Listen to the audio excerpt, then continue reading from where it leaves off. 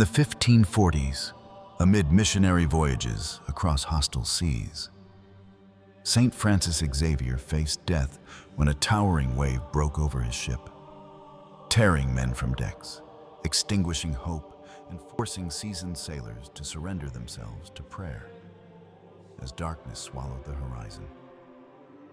This crisis did not arrive during comfort or retreat, but at the height of his calling, when Saint Francis Xavier had already abandoned status, safety, and homeland, carrying the gospel toward Asia through routes infamous for shipwreck, disease, and sudden violent storms.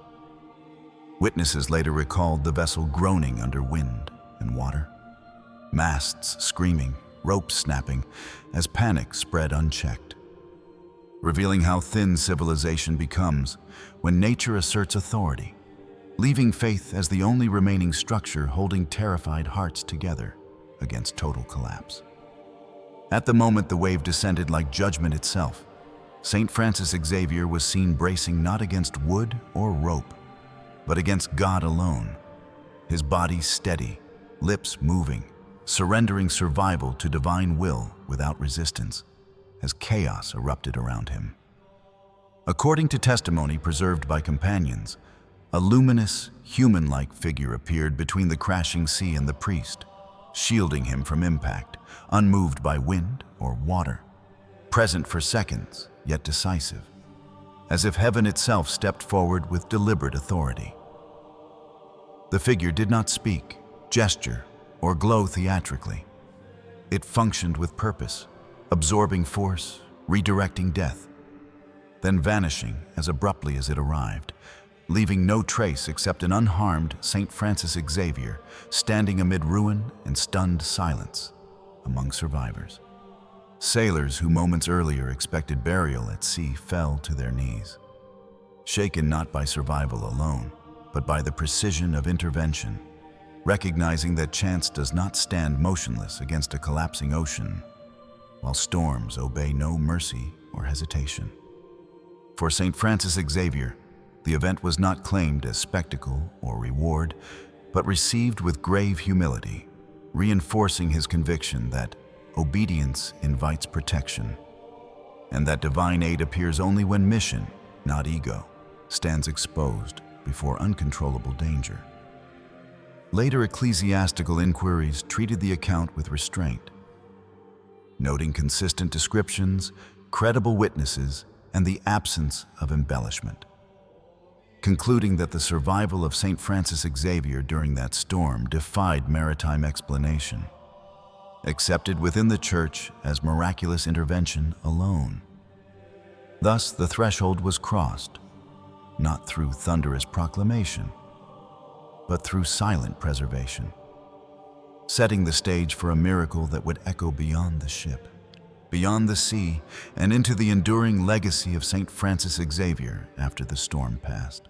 The storm reached its violent summit as the sea rose like a living wall, wind tearing through sails with relentless force, drowning commands, erasing direction, and suspending time itself until survival ceased to depend on skill and rested entirely beyond human control.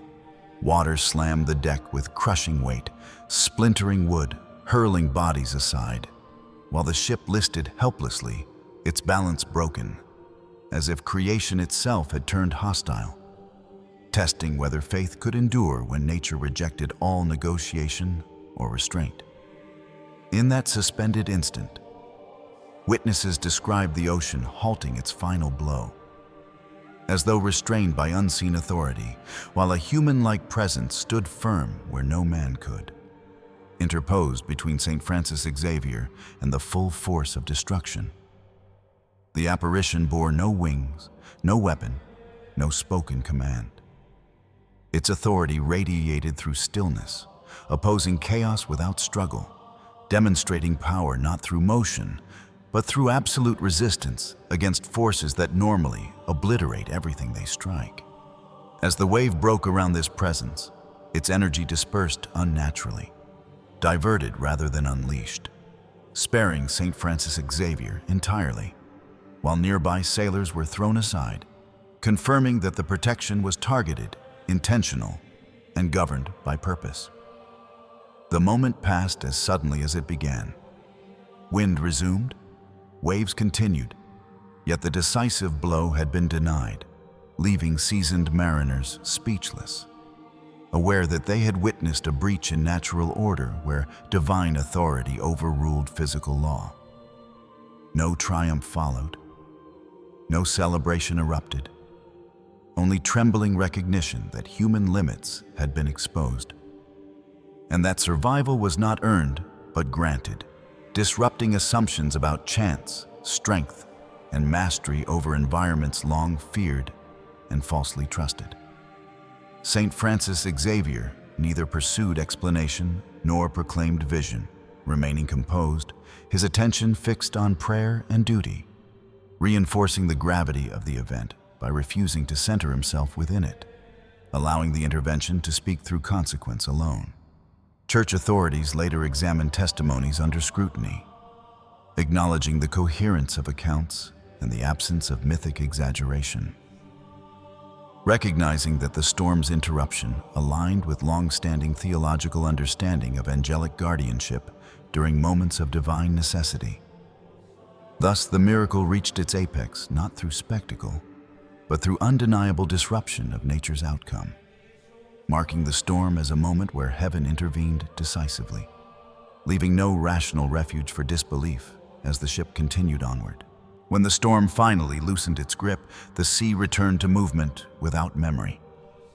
Yet those aboard did not, carrying within them the irreversible awareness that they had stood inside a moment where heaven had pressed against history and altered its course.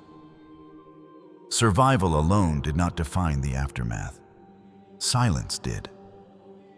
Sailors moved differently, spoke less, and avoided embellishment, burdened by the understanding that they had not merely escaped danger, but had witnessed authority that required reverence rather than explanation. Saint Francis Xavier emerged unchanged in posture, yet deepened in resolve, treating the miracle not as validation of himself, but as confirmation that his mission advanced under watchful command, strengthening obedience rather than inspiring awe-seeking or personal distinction. Those who later recorded the event emphasized its restraint, noting that divine presence arrived only to preserve purpose, then withdrew without imprint, leaving faith sharpened by encounter rather than softened by comfort, and responsibility intensified by survival rather than relief. The miracle echoed beyond the voyage, shaping testimonies wherever Saint Francis Xavier traveled, not as spectacle retold for fascination, but as a measured account that unsettled listeners, forcing confrontation with the possibility of active guardianship within ordinary human history. Church discernment treated the event as a theological weight, not narrative ornament, affirming that angelic intervention reflects God's governance rather than interruption. A reminder that natural order remains subordinate when divine intention requires preservation of a chosen path. For witnesses, the memory matured into quiet fear mixed with gratitude. Not fear of the sea, but fear of misunderstanding the proximity of divine action.